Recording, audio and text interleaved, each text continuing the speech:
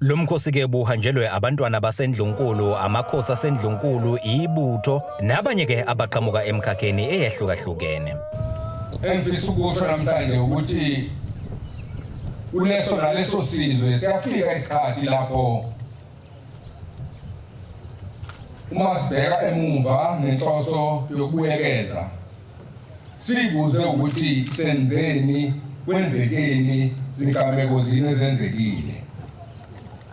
Lo msebenzi wanamuhla Zulumushe uyilokho engufanisa nokubuyekeza ngenhloso yokuqala kabusha. Ngalomkhosi isizwe siyebusa. Kusala ukudala kuthume okusha njengenkosi yenu. Lesi isikhathi esimqoka njengoba kuyisikhathi sokukhuphukela entabeni nani.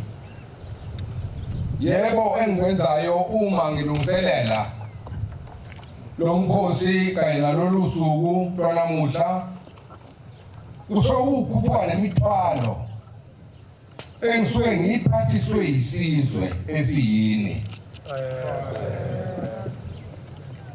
Lokho engiphathisiwe kukhona izikhalo kanjalo nokubonga.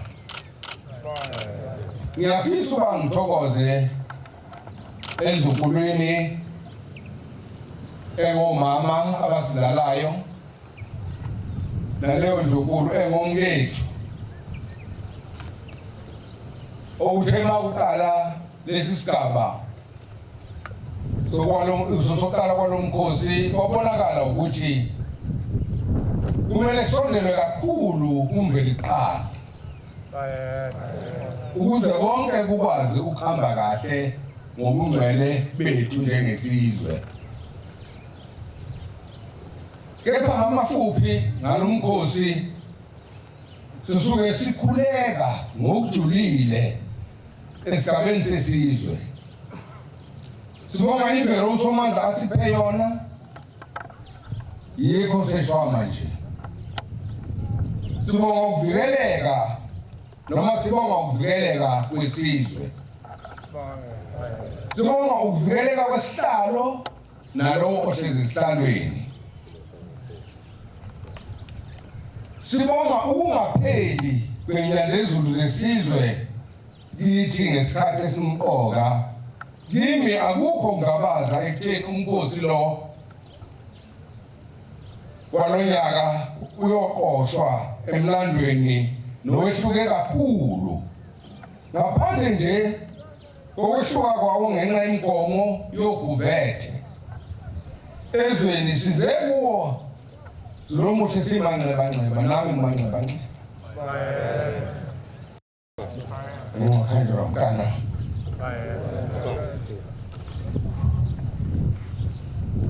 Mndeni eminingi.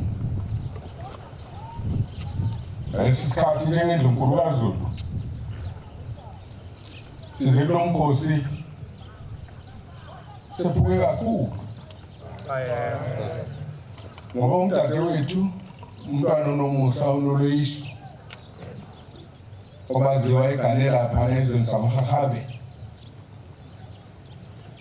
naye uhambe kulo nyaka suphetha kabi. Asimsoli kodwa uNkulunkulu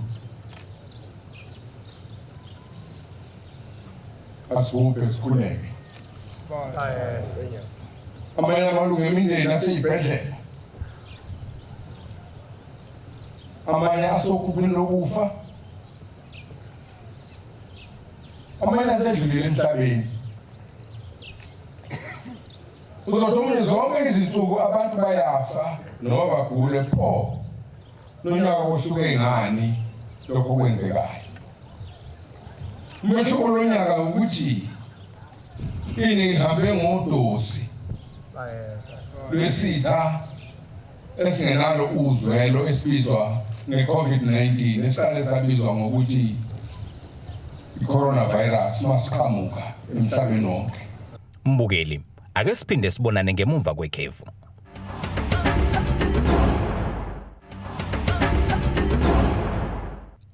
Nina besiguqa sikandaba esizivulele ngamahlava endanda kusuka phezulu kothukela sekubingelela sakwamukela mungabe usanda kusijoyina Namhlanje sikwethulela umkhosi oselwa nobubanjelwe esigodlweni sesile enyokeni kwaNongoma enyakatho nelendlovukazi uMthaniya lulunye kuzibandlela. Ubhejane ephuma esiqiweni kade bemvalele ukhulume ngezihloko eziningi ezibalekile kulomkhosi. Okunye kokugqameka kakhulu enkulumeni yesilo kube ukugqugquzela indlela yokuziphatha kubafana basebancane. Kulesigaba ke mbukeli isilo sibe sesibutha ibutho lalonyaka. Lezi zimo ingane zakwethu zisiphoqile ukuthi nami njengenkosi yesizwe esikhulu kangaka eNingizimu Afrika ngithola ngokucophelela ngalesi sikhathi kakhulukazi uma kuqhutshwa imikhosi yesizwe. Ningibonile ngoMay, ningibonile ngoJune, ningibonile ngoJuly, ningibonile ngoAugust, ningibonile ngoSeptember, ningibonile nemhlangano ebengiba nayo, and all the messages that I've sent across the nation during this crisis of this horrible virus. Okubalulekileko ukuthi kunezinto kufanele sikhumbule.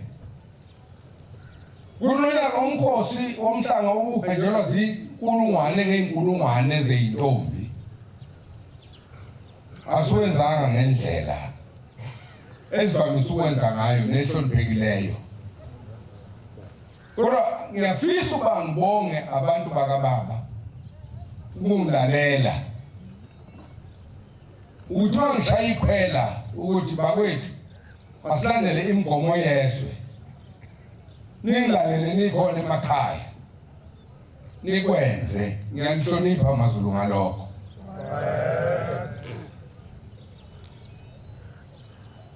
Nakulomkhosi woselwa sesiphoqekile nabesilo basenza okufanayo. Sizokwenza okwehlukile ngoba besuhlela kahle lo mkhosi sithi sizowenza ngendlela yethu. Kepha uma ulalela indlela lesi sifo esikhuphuka ngakhona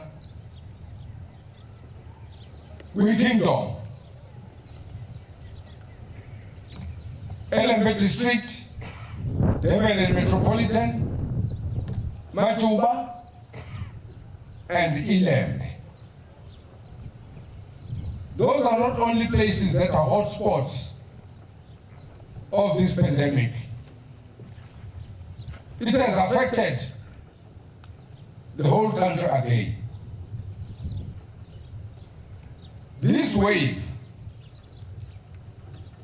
already has infected thousands and thousands of people.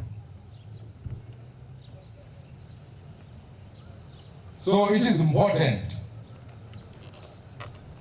to work together to protect ourselves, as much as being masked today. We've never had such a function since I've revived all this function since 1990 up to now. But let's not take it as a crisis to finish us. Let's fight it. Asilwe nalento bakwethu ngoba ngeke kwalunga masingalwi nayo. Uhulumeni ethi asizigcine ngendlela because of ama mask and then kube naleyo social distance. Ngiyathokoza ukuthi nilapha emakhaya nalapha esibayeni esikhona siulandele lo mgomo. Ulandeleni Zulu muhle ukuze sikwazi ukuphepha. Ngoba lo mkhosi wethu singeke sihlale singawenzi ngendlela ehloniphekile, kepha sinqundekile ngoba zikhona ezinye izinto ezazihlanganise emasenza lo mkhosi sikwazi ukugudlana nokugudlana. Kodwa ngibone ukuthi makuthiwa nanti uGuvethe liyaphakama ngathi ngibonge kubantwana basendlukulu endlunkulu ukuthi umhlangano wayizolo ngehora leshule ngehora lemizuzu engamashumi amahlanu emva kwehora lesikhombisa sibe nawo lapha kwi-Royal chapel ukhombise ukubambisana ukuthi sikwazi ukuthi udluliswe nomlayezo endluleni zamabutho nabantu bethu ebeze ukuzothatha lo msebenzi bawubeke ezingeni elifaneleyo. Kepha akuyona imfihlo ukuthi kungani senze lokho. Ukuphuma nokukhula kwezibalo zokhuvethe kwenziwe izingcele zesifundazwe ezifana neLembe njengoba sengishilo. Konke lokho kusiphazamisa kweminingi imikhosi. Sigcine siseyindlini. Sathola kunesiphazamiso empilweni. Lapho kutholakale ukuhlukumezeka kwabantu besifazane kanye nezingane. Zonke lezo zinto singeke sisho sithi zilethwe yukuvethe. Kepha bezivele zikhona. Ngiyacela ukuthi kazehle lezo zimo. Eqhubeka nenkulumo yakhe webululu likaNdaba ubeke kanje. Insizwa zami lezi ezingane ngiyafisa ukuqala ngokunibongela ekutheni umlando uqoke nina ukuba nibe kulesi sibaya namuhla. Namuhla ke ibutho lenu liyoxoxela izizukulwane ngalonyaka esikuwo. Liyoba ngofakazi ukuthi ngalesi sikhathi uZulu ngesikhathi esimqoka nesokulingwa uSathane wasondela esiqwini sawo. Kunamuhla ke lapho ngithi kinina ibutho lenu nizitoyitoyi. Ake siphinde futhi sibonane ngemuva kwekhefu.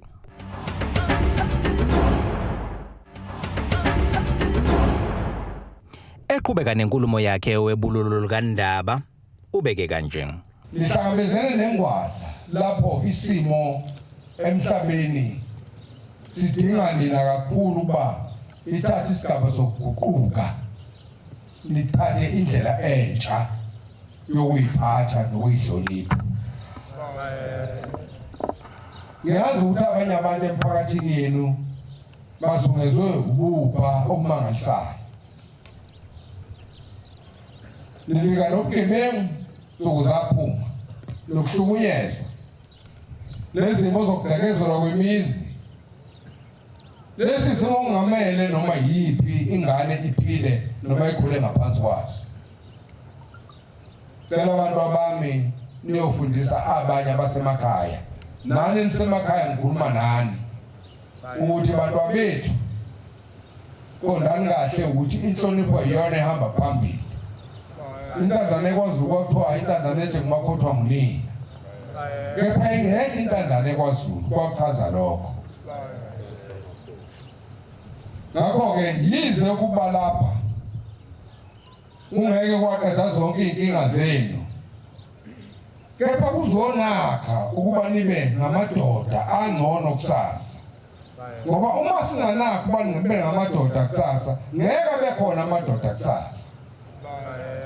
Ngoba isikhathi esikuso nesizayo sidinga amadoda aqotho azobuyisa isithunzi sikaZulu. Ukuze kubhekane nobugebengu, kungabe ukubhekana kwamaphoyisa kuphela nezigebengu. Nizazi igebengu noma nina nizingane njengoba sekukhona abanye asabaziwa ngokuthi bangamaqembu egelekeqe. Asazi ukuthi register lawo maqembu osebenzisa kanzima amaphoyisa. Ngakho-ke ingane zami lezi ezingxenye yomkhosi womhlanga zifanele ngabesilisa abaqotho. Ngoba ngabe ngenza iphutha manganitsheli ukuthi lezi ingane zamantombazane engiyiqoqa zonke insuku yizona ezizoba ngabafazi benu abazozala lesi sizwe samaZulu. Uma amadoda engasekho kini akusasa kusho ukuthi izwe lakwaZulu liphelile. Sikhathi esikuso sidinga ukuba lesizayo amadoda laqotho azobuyisa isithunzi sikaZulu okuzokwenza ukuthi isimo sonke uma nxa kuyukuthi labo bantu besilisa ungaba yini uma nani njengazo ingane zami zamantombazane niziphathe kahle njengazo. Ngoba ngakho uma singanitsheli bantwana bethu ukuthi nani nifanele ngokuhle, ningacabangi ukuthi lokho ngowabantu abathize kuphela. Ulundinga izakhamuzi eziqotho ezihlonipha umthetho, ngoba umthetho awusahlonishwa eNingizimu Afrika. Ngoba labo bantu fanele bazi ukuthi bayizakhamuzi eziyini okuyothi ngazo kusasa kube yizo ezobephethelela izwe, ngoba thina sibadala kasihlezi sithethela nina ngokaNkulunkulu ukuthi nani ngelinye ilanga leliphathe lelizwe. Ngawe ibutho lenu esenginibize ngalo leyitoyitoyi la yenza imisebenzi yalo ngesikhathi senkosi udingayo. Ngakho-ke ngiyacabanga ukuthi lokho engikushoyo kuyongena emlandweni wesihlalo ngobukhona benu lapha ekhaya.